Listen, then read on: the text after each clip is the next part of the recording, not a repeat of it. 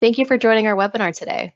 We'll be focused on sharing how you can leverage Microsoft Project Management and Office 365 technologies to more successfully plan and track your most critical portfolios and programs in your enterprise. My name is Annie Levand, and I'm with the Microsoft Gold partner called PROJILITY. We've been implementing Microsoft Project and Portfolio Management solutions for over 17 years for large enterprises, including everything from engineering, construction, IT, and new product development. PMOs and CIOs typically come to us when they can't easily explain what's going on across all their projects. They don't know what resources are working on what work, and they have a hard time getting consistent reports and metrics to make project-based decisions. We're known for having a 98% on time, on budget track record for successfully implementing these solutions for clients.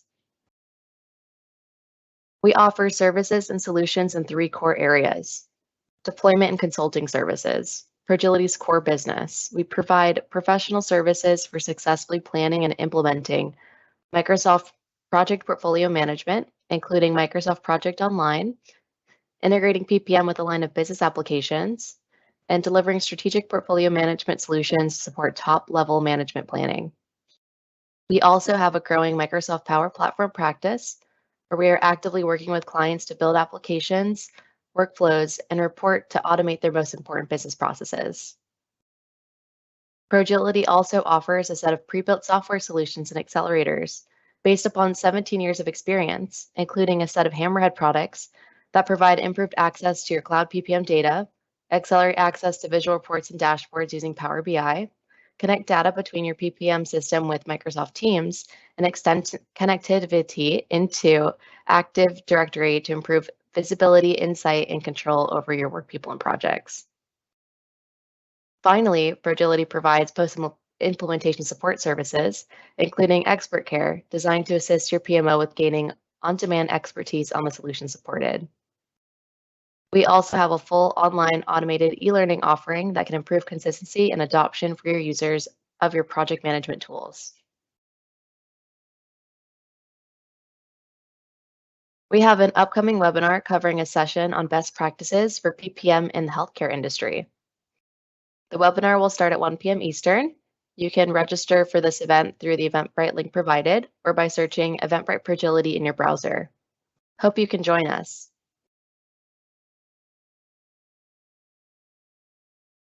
If you missed the second annual PROJILITY Fall Virtual Project Conference in October, you can now watch it online. It's broken into speaking sessions from Abercrombie & Fitch, the state of Indiana, and Microsoft, sharing insight and best practices into use and adoption of project management and PPM solutions. You can visit the link here, which takes you to the YouTube playlist with these videos posted. All videos from this and previous series are available on our best practice playlist on YouTube listed on this page. Topics range from managing your digital transformation program using PPM technologies to integrating PPM with agile and line of business applications. Feel free to subscribe and access this library at any time and share with your colleagues. If you have any questions as you watch the presentation, please log them in the questions and answer manager at the top of your team screen, and we will review those towards the end of our session. With that, I'm going to hand the presentation over to Rob Hirschman, partner here at PROJILITY. Rob, the floor is yours. Thanks, Annie. Thanks, everyone, for joining us. Today, we'll be going through a quick understanding of the difference between portfolios and programs, how you can go about organizing these portfolios and programs in a useful way, how Microsoft Project and related tools in Office 365 can help support those, give you a quick demonstration of some of the technologies in action, and answer some questions you might have at the end, filled in the middle with some deployment good practices to share with you. If you're thinking about moving forward with a solution like this to manage your portfolios and programs, what might that look like, and some key considerations. So we do first want to move into a definition of what is a project portfolio. A project portfolio is really made up of a collection of projects, programs, and procedures and processes that are all managed together and optimized really for some strategic goal. You want to improve revenue, reduce costs, improve throughput, provide better patient safety and quality, better constituent service, and then you will organize a portfolio to reflect that. And these are the investments you'll be making, the projects you'll be making, you'll be deploying to meet that end goal or that set of goals. It can be managed at either a functional or organizational level. It may be within a group like IT, an IT portfolio, or functionally, maybe a certain part of the business or a function like finance or operations. But it is very different than thinking about it as a project. Portfolios really have end goals, they have deliverables. A strategic planning commitment is really what it's all about. You want to really maximize your use of different resources, prioritize and schedule the work and the resources across different projects in a way that helps you meet your business value and your goals. This is really the definition of a portfolio. And you can see right off the bat, it's very, very different than managing a unique project or a set of projects. It's really about being goal-centric in mind. And we did recently do a webinar on programs. Programs are, a grouping of interrelated projects and activities undertaken with specific objectives and importance. Programs can drive your strategy. They can, become a Fortune 500 company or reduce company costs or deliver healthcare services to people. It's all about end goals. And programs are really amalgamations of different projects. Whereas projects are discrete work products with deliverables, the overall program is going to be delivering the outcome. And programs may not have an end date. Programs may just be continuous over a 5, 10, 15-year period where you've got a series of investments in projects within them.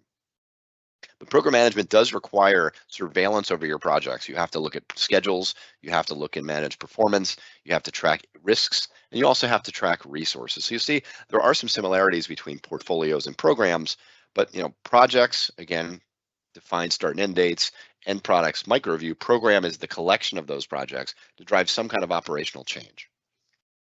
So when we talk about this and looking at some of the different technologies or tools, what we're really here for, what we want to do is we want to think about using project and portfolio management tools as a mechanism to automate, to collect, and to analyze data to make sure that your portfolios and the interrelated programs and projects within them are well aligned with the goals of the organization. That's really, really important. You want to select a tool that really reflects where you're going and what your needs are.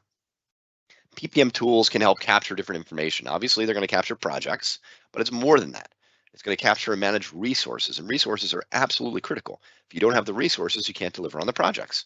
Resources can be people, they could be capital, they could be equipment, they could be roles, different kinds of resources or resources you're going to be leveraging, third parties, contractors, things like that. Resources are absolutely critical to understanding the value and what you're going to be getting from your investments and making sure you have the resources to be successful. You can track goals and strategies and talk about your target outcomes in terms of a portfolio. We're also going to be able to track things like business drivers. What are the organizational needs or the things that are driving the organization forward? How does each project align with those goals and needs? We can have different kinds of metrics. It could be things like return on investment, internal rate of return, cost of doing business, or cost of goods sold, whatever it is. We want to be able to track those. And we always want to track plan and actual performance. That's really important. How are we doing against where we should have been to make sure we're actually delivering on the projects that roll up to the programs and the portfolios. So it is a bit of a bottoms up as well as a top down coming together. Portfolio management and portfolio management technologies need to support both top down and bottom up. And we can look at it, there are specific PPM processes or procedures that are really designed to support this. You think about your overall life cycle, you've got a create phase, a project selection phase, you've got a planning phase and a management phase. And this is the overall, just as a sample, portfolio management life cycle.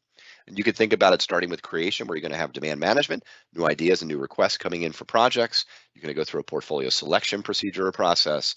You're going to start doing your financial planning, as well as your resource planning, your capacity planning around your people, your projects, and your resources. But down at the bottom, you always want to have a thread of reporting going across all of this. We want to understand what's in each phase, how are we performing, what's upcoming, and what work do we want to do or what should we do to get the most business value. Likewise, we've got project reporting and project scheduling, which are part of the planning and management process.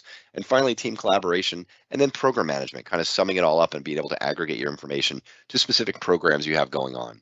So the first step is always identifying your processes and your procedures that are going to be leveraged as you're thinking about going down the road of doing portfolio and program management. When we look at the Microsoft technologies, there are different Microsoft project technologies. One of those is Microsoft PPM or Project Online, which is specifically designed to support the portfolio management lifecycle. It'll support both your top-down portfolio management on the left, capturing demands and new project requests and ideas, going through formal business case definition, assisting with your prioritization and optimization and realization of value, and then capacity planning for different resources, whether it's people, equipment, capital. Finally, being able to do your portfolio level reporting. Flowing over into the bottoms-up project management, the day-to-day blocking and tackling of building schedules, assigning resources, tracking progress, tracking time and task progress, also doing project-based reporting and issue and risk management. And so the Microsoft PPM solution is really designed to support a lot of the procedures and processes required to do portfolio management and program management on top of your day-to-day project management, which is really what's on the right here. So with that, we wanted to give you this quick summary of kind of what's out there from a portfolio management perspective, what some of the needs are. Let's hop into our solution demonstration here. So we are going to go now into our project online environment. And the first thing we want to do is start to look at the portfolio. The real question is, how do most organizations organize their portfolios today? So let's go into our pipeline view. And this is using, again, Project Online. We're going to go to the Project Center. You can see today we're organizing our portfolios maybe by different types of work we're doing or different groups. So functionally, we've got our IT systems portfolio, we've got a customer service portfolio, a financial services portfolio, and then a keep the lights on maintenance portfolio. And this can be a typical look of portfolios within an IT department because you're capturing, you want to actually do portfolio management across different groupings or different like-minded projects that have goals in mind. Now, one of the really nice things about these systems is you can start to group and sort your information in different ways. So we may care about the portfolio, but maybe we want to know a little more about strategic themes. We talked about outcomes. So we come down here, we're going to go to strategic initiative. So maybe for our IT systems portfolio, we want to see all the projects that align with smart growth, all the projects that align with stewardship, all the projects that align with reducing operating expenses, and also the projects that align with compliance and regulation. One way to think about it, so we can start saying, hey, within IT systems, what aligns with what our outcomes are going to be? Are we doing the right projects around smart growth and stewardship and reducing operating expenses in order to get the kind of value we're looking for? And then we can start to capture different metrics. We might have return on investment being one of those metrics. Do we have a positive or negative ROI on these? And then if it's negative, well, let's drill into that a little bit and see what some of the challenges or problems are. But we can also filter this by program. So let's say we've got different programs going on across the organization. Programs and portfolios can be wholly exclusive of one another, or they can be interrelated. Let's click on programs. And now for IT systems, you will see we have our cloud migration program, our server upgrade program. And again, programs are interrelated groups of projects designed to actually have a target outcome. And in this case, we want to get to the cloud, or we want to upgrade our servers, or we want to modernize our applications, or we want to roll out a CRM system, or even update our SAP system, or ERP system. Same kind of thing, or we can look at trends, ROI, what is the direction, but also importantly, we can start to look at information such as the methodology. Today's modern world, we have multiple methodologies, waterfall, agile, and hybrid. Are we tracking the progress of this project in a different system, maybe Azure DevOps or Jira? Then we can start capturing the cost. What is the cost of a specific project or a program? So a program is costing me a certain amount, but what are some of the benefits as well? We're going to realize $10 million in benefits. We're spending $12 million. So is that a positive or negative ROI? That's going to calculate to a negative one. Whereas here, we've got $11 million in benefits, but we've got a spend of about $3 million. That's really what we want to focus on here. Programs such as the cloud migration, they're going to give us a lot of business value. That's a 3 or 4 to 1. That's a really useful way to think about programs and portfolios, scoring and ranking them, and then rolling it up to the top level. We can say this program here is going to cost us. We're seeing 21 million in benefits, but overall, the portfolio is 16 million in cost. So that's a positive ROI. We want to be able to measure that, not only with the costs that we're incurring, but also the value or the benefits we're going to see from this portfolio or multiple portfolios. So you can see using some of the Microsoft tools, we can capture, we can view and track all this information. But we may find that some of these projects may not be giving us good value. So we may look down here and we see a yellow or a green. We can click on that. And now we can get down to the detailed level on the project. This is where we may want to start asking questions. First and foremost, what is this project designed to do? This project, in alignment with our business drivers, is going to help us expand into new markets, or moderately improve our financial status, but it'll really help us with customer satisfaction. It'll also help a little bit with employee sat, but also not really with product quality. We're going to look at the alignment between business drivers and projects to make sure we're investing in the right projects and do portfolio management over those. A really important part of this is being able to score these against what we call organizational business drivers. We may want more information about what's going on the project. What's the description? What's the start and finish date? Some of the details in the business case. What is the revenue impact? What are the benefits? What are the business drivers? What are some of the accomplishments? Are there additional resources needed? If so, what kind? We can capture all this information and triage it and report across it all using our portfolio management application. We always want to know the status and health of a project, so we can see what the description is, the accomplishments, and the plan. How's it progressing against our goals? And then if we have a schedule at whatever level of detail, waterfall, agile, we can then start looking and say, well, let's take a look. It seems like things go off the rails a little bit in design, and we have a risk here, and someone had logged a risk that there's a resource challenge. We start looking at the resources working on this task or a set of tasks, and we see something in common. Todd Henry is working on 4 or 5 of these tasks, and they seem to be challenged right now. So maybe we want to go do some resource analysis to determine if Todd Henry is overbooked or if he's working on other things that are leading to us not being able to hit our deadlines here. So right from here, we can hop over, we can go into our resource utilization. And this is where we're going to be able to take a look at the organization's resources and what they're working on. So in this case, I have a look into all the resources that are maybe developers here. And I may say, let's take a look at their capacity. Okay. I'm going to look at this and I can see, my overall resource utilization against my goals. This is something called the resource center. But if I focus in on Todd, now I can see from a planning perspective, it looks like Todd is booked on lots of work. He has months where he's 500, 600, 700 hours booked. In a usual month, you shouldn't be working more than 140 or 120 hours on a project, unless you're full-time, which would be 160 hours. But you see, we have an immediate challenge. Then we can come down here, can look at Todd and his allocation. We talk about the importance of resource management. And you can see right here, Todd is negatively available. Again, his capacity is 160 to 180 hours a month, but then he's working on all of these projects, which is pulling away from his availability. So yeah, it's pretty correct. We just identified the challenge is a resourcing challenge. And 90% of the time why projects are failing is because you have limited resources or the wrong resources working on your project.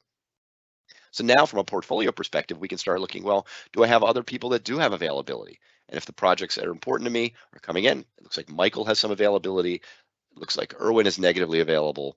But if we delay it, maybe we can bring Erwin on later and maybe give some of Todd's work to Michael over here. So we can start to flip this around and have a discussion around resources and resource constraints. And then we can actually communicate with our managers and talk about this. So how are we going to do that communication? There's one of 2 ways. Number one, there's a resource request. We can go in and say, hey, I think resource manager, we should trade Todd out on a specific project. It looks like he's overbooked and it's slowing down our progress on that project, which is really important to an enterprise. Or like a lot of folks do, they go into Microsoft Teams. They're going to come in here. They're going to go into the specific project. Let's go to the health assessment project. We're going to go into the schedule. And right here, we're going to maybe do a note. We're going to say, Sonny, who's the manager. Let's take a look at Todd's utilization on this project. It appears he's overbooked, and this is business critical. And we assign someone else.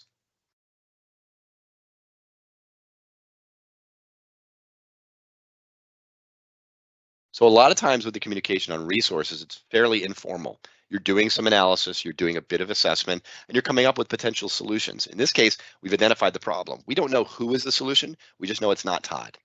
And so what we want to do is we want to log that as quickly as possible. And then we want to get back to the business of identifying where can we see value from our portfolio. And the nice thing about a PPM system that tracks both your top level information and your detailed project work information is that these things are linked together. It's all in one system. So you can view the top level, the bottom level, and start to come up with solutions throughout the process. Okay. The final thing we can start to do is actually get into some portfolio management. So we may say, let's go back and reanalyze our portfolio. This year we built the IT systems portfolio. We thought about what are the right projects to do. And the reality is we may want to revisit that a couple times a year. There may be projects there which don't make any sense. We may want to kill. We may need to change some resources. We may want to de-scope those. And the portfolio planning part of the tool is a really useful way to do this. What we can do is we can go back here to the prioritization. And we can start to say, well, I've got those 11 projects that are in this portfolio. How did each one align with our business goals? And which ones did we prioritize? So if I look at it, How well did that health assessment project prioritize? It's our top project right now in the portfolio, so we better darn sure focus our best resources on that project versus some of the other ones down here, which may be leveraging other resources. We can go back and see the prioritization of the portfolio, and we can determine, are we still aligned on this? Is it still our most important project? If not, let's go back, or we can analyze this against money and people. If the situation changes, we get a reduction in budget, which often happens. We can do that and then reprioritize things. Okay? So these are some ways we can use the tool to do portfolio management. Finally, we can start doing some reporting from the tool. We can go into Power BI to start making decisions on what resources we want to maybe improve our delivery capability. And here you'll see a standard portfolio view that shows us multiple programs we have going on. So maybe within our IT portfolio, we have 9 or 10 programs. And if we just want to focus and say, from a management perspective, just show me the programs that have projects that are in red and yellow. And then, by the way, let's look at this cloud migration, because that's got a lot of them right now. Again, we're focusing just on the projects that are in trouble, the red, or are headed in the direction of being in trouble. And if these are important projects, we want to focus on those. To the right, we can start to see the cost, 1.25 million we spent, our baseline, so we're well over our baseline. And finally, we can kind of stair step through our critical tasks. What are the critical tasks? Why are they late? Who's managing these? And make sure we can triage these to deliver them on time and on budget if this really is our top priority project. So we can use dashboards like this. This is a pre-built dashboard we have at PROJILITY called Hammerhead BI, lives in Power BI, pulls data from Project Online. And finally, from a resource planning perspective, we talk about how critical it is to do resource planning. You want to do role-based resourcing. You want to go in and say, well, management, let's review this. Let's take a look at all of our engineers. And you can see we've got some important projects this year. But you can see our demand in blue outstrips our capacity for many months.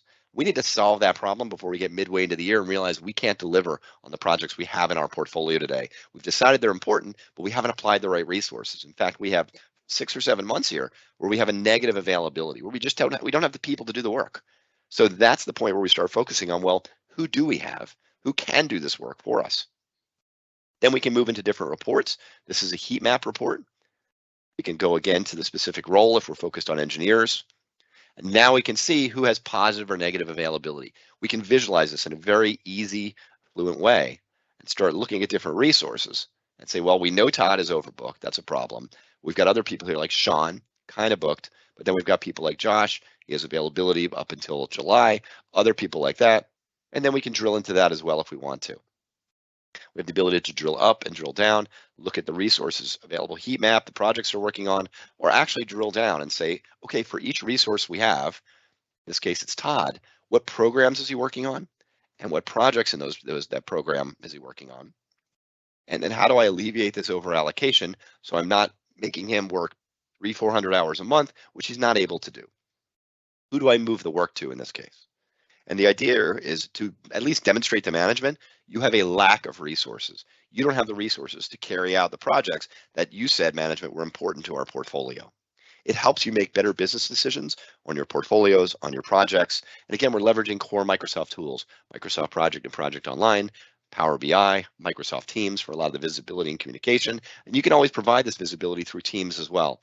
A lot of organizations have moved to more being team-centric. You can actually set up different teams for each project. Then we can even have a PMO team where your management team could come in here, again, look at all the resources and do the analysis. Do that portfolio analysis we mentioned. Take a look at some strategic portfolio reports so they can make the same kind of decisions that we just talked about, all through Microsoft Teams. And now we can see things here. I'm going to make this a little smaller. Like, okay, let's take a look at projects by initiative. Show me everything we have that aligns with reducing operating expenses or compliance. And it's going to show us all the projects and investments we have in a very visual, easy, intuitive way using Power BI. And finally, we can look at our resources dashboard here as well. And this is where we're going to provide visibility into the organization's resources and how they're being leveraged. So whatever we can see in Power BI, we can also surface here in Microsoft Teams. So we wanted to walk you through some examples of what it might look like using these technologies to do better portfolio and program management within the Microsoft suite. So, what's really the value of automation across your portfolio? There's multiple value points here. The first is transparency. You're going to have better looks into the data to understand what's going on from a top level as well as down at an execution level. You can drill down to see what the problems, issues, and risks are, as well at the top level. You're not seeing the return on investment or the value you're looking for. You're going to have better accountability, and folks know that they're being listened to, their data is being heard, they're being seen. Hey, you're booking me on 4 projects at a time. I can't handle that workload. I want people to know that. You're going to have consistent data across your PPM lifecycle, from initiation and planning through delivery, management, and closeout. It's all going to be consistent in one system. You're going to have the better ability to do forecasting and looking forward and saying, well, here's where we are today. How do I turn something that's red into something that's yellow and eventually something that's green on these really important projects we have?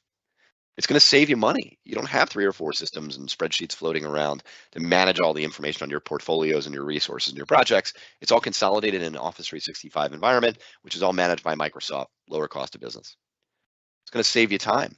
You're not going to have to peck around in 4 different areas, pick up the phone and call different people, set up Teams meetings, and look at different spreadsheets to actually make decisions. It'll all be in one place. And it's going to help you overall manage risk at the enterprise level. Take a look at risks and issues, but also, what are the risks associated with carrying out certain portfolios? The CEO or the director of an agency, they really want to know what kind of progress are we making against our goals? What projects do we need to implement, and how are those projects going? We make sure we do hit those goals and those metrics we have. And also helps you deliver and monitor all the commitments you've made. So a lot of value in automating your portfolio. So finally, what do you need to get started? What do most successful organizations that do this have in common? It all begins with having some kind of a strategy that maps to how you want to do portfolio management. What are you looking to achieve? And that will drive everything else. You need to have some way to get new projects or new ideas into the system so you can actually start to evaluate those against current projects you have. You want to have some kind of a rating or scoring approach, even if it's very high level. Hey, these projects have this kind of value: reduce cost, increase revenue, better throughput, better constituent service. Way you can rank each project so you can do true portfolio management. Then you have to have some interested stakeholders, people that are willing to spend the time, spend the money, make the investment because they see the value in doing things the right way. You need to have potential projects, obviously, projects that'll contribute to your overall goals and mission. What are you going to be doing and how are you going to be delivering those? And within each project, you will have timelines, you will have budgets and costs, and you will have resources, but also some kind of strategic alignment between that project and the program portfolio as a whole and how that project is going to give us real business value. Again, you can start very baby stepping into this and start at very high level. We think this project is going to help us with these 2 things, and then map that and try to realize the value from that over time. And then you do need to have some kind of a PPM system like we showed you today that supports these processes and procedures. Now, what we showed you today is Project Online with some of the planned 5 licenses that are deployed. There's also the project for the web, which you can build on with the Power App. It's more of a light project management tool, which you could wrap light portfolio management and program management around that if that's a direction you want to go where you're not as detailed from a PMO perspective. You have both options from Microsoft. So how can PROJILITY help? If you're looking to select the tool for the job, if you're on maybe a different system, you're not on a system at all, figure out what's right for you. We can walk you through a process of doing that evaluation, demonstrate different options, and come up with a solution roadmap that makes sense to your organization. If you need assistance with the planning, implementation, and training of these technologies in your environment in alignment with your processes, that's really what we specialize in. If you're looking for help driving adoption and use after a system is in place, one of the most critical stages is that transition and adoption. Getting people to use the tool in a consistent, managed way, making sure you have good data going in, which drive good decision-making data going out. We can assist with that. We additionally have some value adds, as Andy mentioned in the beginning. Our Hammerhead products, we have a connector between Microsoft Project and Teams, which provides that visibility into projects within Microsoft Teams, which a lot of organizations have really moved to. We have Hammerhead BI, which is a reporting pack in Power BI that connects directly into Project Online's database, and it allows you to actually report out of that through OData feeds. We also have a data warehouse, which is for more scalable enterprises that are looking to put large-scale reporting and metrics and trending and maybe do systems integration. Both of those are options from reporting. And as Andy mentioned, we also have e-learning. If you wanted to educate your teams on good, managed, consistent use of these tools, something we can provide. So if you do have an interest in any of this, definitely talk to us. Send us an email, info@PROJILITY.com.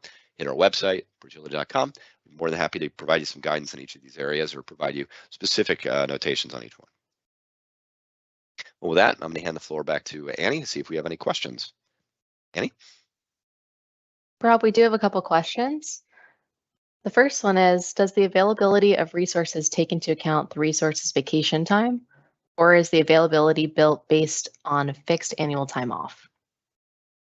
That's a really good question. So you have really both options.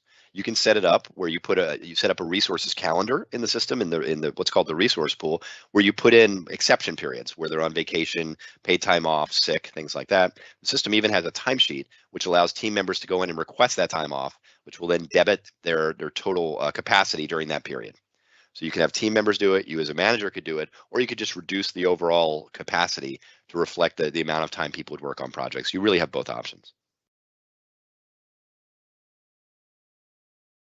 Thanks, Rob. Another one from Mark. Which is the most effective using Teams or Project when communicating, and can this be done without Power BI? Good question, Mark. So, think of Project as your project and portfolio management engine. That's where your data is going to live. You can think of Teams as kind of a wrapper around that, where you're going to provide access to different data that's in your project management system in different ways. We tend to see Teams or more status meetings and collaboration, but often referencing project data there. You don't need to use Power BI. We just find that Power BI is a really great visualization tool that helps management understand what's going on, and you can deliver different reports to different people versus throwing everybody into the PPM system. It just provides a different option there for you. So that's generally our recommendation. It looks like that's all the questions we have for today.